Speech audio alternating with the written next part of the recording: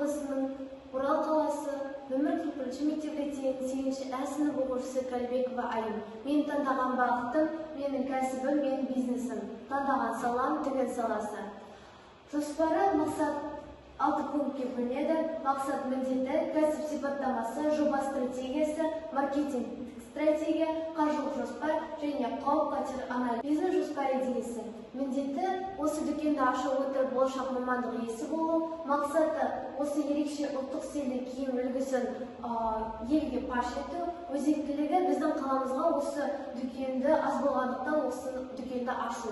Келесі кәсіп сипаттамасы, бәсекелестіктің аздығы, сапалы киім, отандық өнім, тұтынушылықтарға қол жеткізу болуы, және де қазақи нақыштағы киімдердің үлгісі. Келесі жоба стратегиясы. Бір костюм жасау үшін мата, жіп, құлыптағыш, резинке және ілгі керек болады. Мата алынатын жері ол Алматы өңірі, және де кететін мата мөлшері 1,5 метр. Әртүрлі 3 мата аламыз. Және де тігу уақыты 3-4 күн болып есептеледі. Келесі маркетинг. Жобаны қалай дамытуға болады? Яғни интернет желісі арқылы біз инста парақшаны ашуымызға болады. Онда көптеген адамдар біздің дүкенімізді көре алады. Және де келесі сұранысқа қалай көбейтуге болады? Бәріміз білетіндей, Орал қаласында бізде Сливки маркет деген инста парақшасы бар. Ол жерде бізде көптеген ерекше стильдегі киімдер сатылады, және де жерде қандай тұтынушыға арналады. Бәріміз білетіндей, бұл тек қана қазақи нақышта болғанымен де, ол ерлер, әйелдер және де балаларға арналғандықтан барлық адамдарды қамтиды.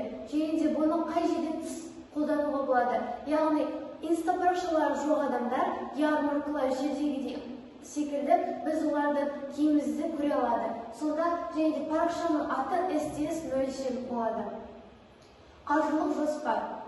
Бір костюм шығыны 7.000 теңге. Сатылым бағасы 23.000 теңге болатын болса, табыс мөлшері 16.000 теңге болады. Сонда айлық тапсырыс 15 дана болатын болса, онда айлық табысы 16-ны 15-ке көбейткенде 240.000 теңге болатын болады. Және бизнесті қамту аймағы Орал қаласы.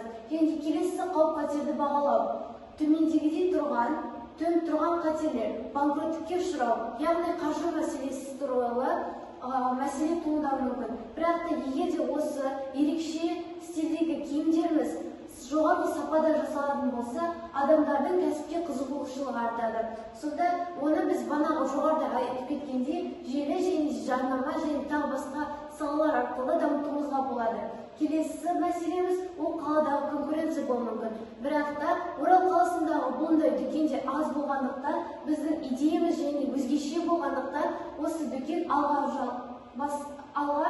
қадам тартады. Және де тапсырыс берушілердің тұрақты болмауы. Бірақ та бағана айтып кеткенде идеяның өзгеше болуынан тапсырысты жоғары деңгейде орындау арқылы біздің тапсырыс берушілер тағы да тапсырыс береді.